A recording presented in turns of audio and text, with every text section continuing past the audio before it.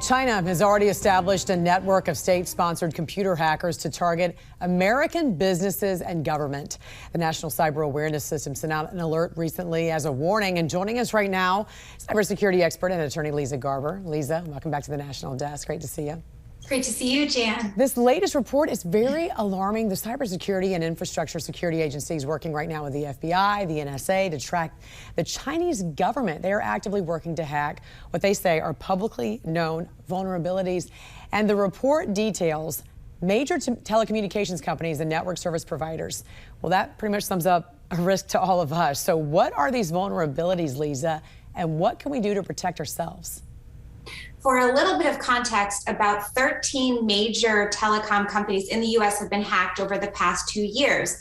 The U.S. has always been a target from malicious foreign nation states. That's China, that's Russia, that's North Korea and Iran.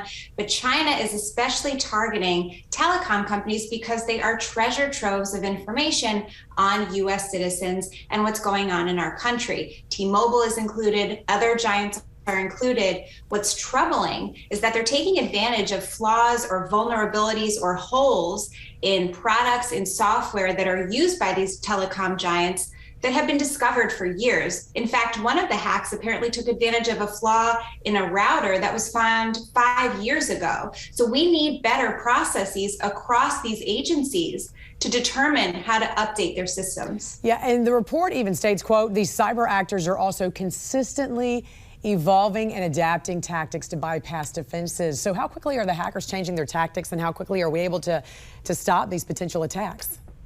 The hackers are always one step ahead, unfortunately. It's like cops and robbers. It's like whack-a-mole with all of these cyber threats. We have fantastic resources in the United States. It's always about money, personnel, and resources. And we have now federal agencies working with the public sector, which is hugely important. This recent press release by CISA requested that guidelines are shored up, that systems have their shields up, and we pay better attention to basic cyber hygiene practices. In this release, they even talked about things as simple as passwords, as multi-factor authentication, and patching, which means accepting updates to your systems. But in the end, these companies just have to do better. Yeah, and Federal Trade Commission Chair Linda Khan, as we turn to another subject here I want to ask you about, she's calling for tougher enforcement of laws governing children's privacy online. The FTC recently warned that it's going to crack down on education technology companies if they illegally surveil children when they go online to learn. How big of a problem is this? Children are being watched right now, and what would be the punishment for these companies? I think a lot of parents would find this very alarming.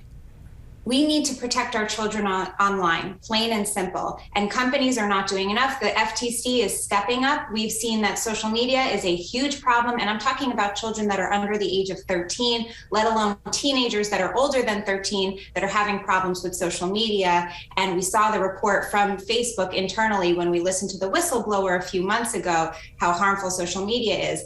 But talking about ed tech vendors, these vendors that offer services for schools, for remote learning platforms, there are problems with how they collect children's data, how they achieve consent, what the parents know is being collected, and how frequently children's data is collected. So we need better guidance, we need better guidelines. The FTC is definitely issuing fines, guidance. They're watching these companies, but we need better practices. We need better laws in this space. Yeah, especially because this is what kids are doing nowadays. I mean, this is what the pandemic led us to do, to go online, use these Chromebooks, use these other technology resources to try and do school.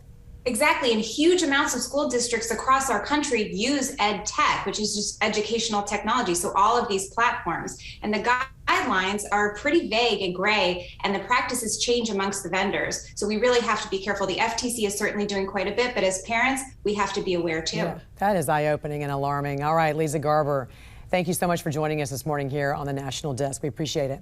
My pleasure.